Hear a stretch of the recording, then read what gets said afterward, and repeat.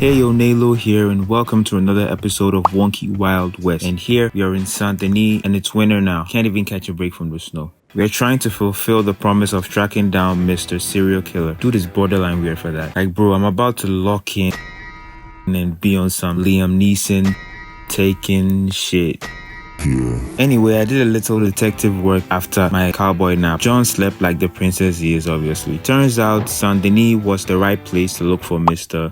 Let's call him Unalivey, Mr. Unalivey. So I was in the right place for starters. But before everything, I decided to treat myself to some theatrics. And John wasn't impressed. To be honest, I wasn't either. Eldridge!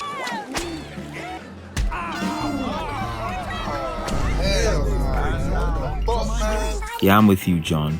I left right after. So I started asking around for any odd-looking fellas, Mr. Unalivey. And this lady, Lillian, said I should be looking for such a person at night. Good thinking, Lillian. I booked another expensive night at this hotel. It was nighttime in Saint Denis and it was time.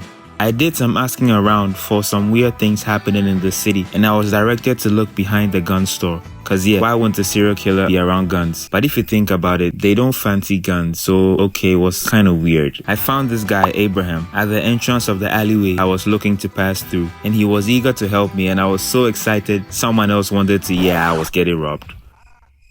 Pick poor robbing clean. After my little cowboy nap, I was filled with so much rage. Bro, even Zeus would have had a hard time stopping me. When I got back there, Abraham and his men, Tobias and Esteban, were nowhere to be seen. Can't lie, I almost cried a little, but then I remembered Liam Neeson never cries, so I chinned up and stuck to the mission. Not too far from where I was assaulted, I found a clue. It was some eerie inscriptions written in blood. This dude thought we were in the 16th century or something. Bro was corny as hell for this. But yeah, right there I knew I was on the right path. I asked around for more similar markings and luckily there were more right around the corner. John took out his little girly diary to write it down so he doesn't forget. From the look of things, there were more, so I was following the clues and asking the right people so I don't come across Neanderthals like my guy Abraham anymore. This nice lady Pamela said I'd find one like this around the local store, so I took my cowboy booty straight there and she was right. I love Pamela. W Pamela in the comments, guys. By the way, if you're enjoying this video, please leave a like and subscribe so Pamela can see how many subs I have so John can ask her out. Okay, so 3 clues down and this was giving me the creeps, but I noticed a pattern and Mr. Unalivey didn't seem to me to be Mr. Unalivey. This dude straight up telling us he drinks blood and that he's like the same age as Moses' Ark. Yep, looks like we're dealing with a vampire here.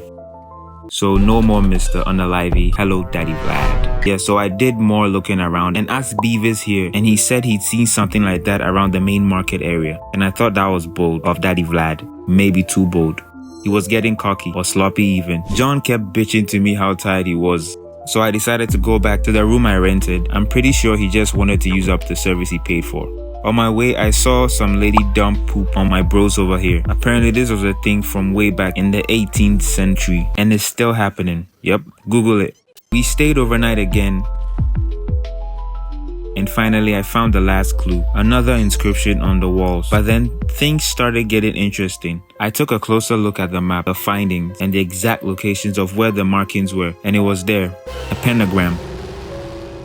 So John took out his little girl diary again and drew out the pentagram. Bro, John really sucks at drawing. How do we tell him? Without him crashing out and going full dictator mode like some people. Before hunting down Daddy Vlad, thought it was a good idea to get drunk cause seeing him in the flesh was gonna be a little trippy. Then this lady started whispering sweet nothings to me. Myself, now that is a man I'd like to get to know. I ignored her, for Pamela. So I was checking something out at the back. Thought I heard something,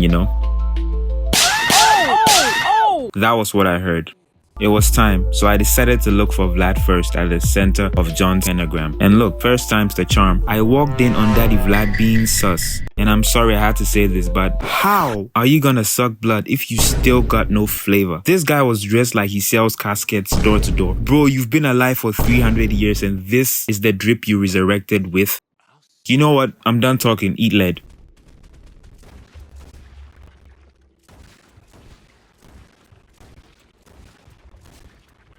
Getting on my goddamn nerves for no reason. Anyway, I'm ending the video here, guys. If you stayed to the end, I really appreciate it, and I hope you enjoyed the video as well. Please leave a like and don't forget to subscribe if you haven't, so John can get that date. Until then, stay wonky, my outlaws.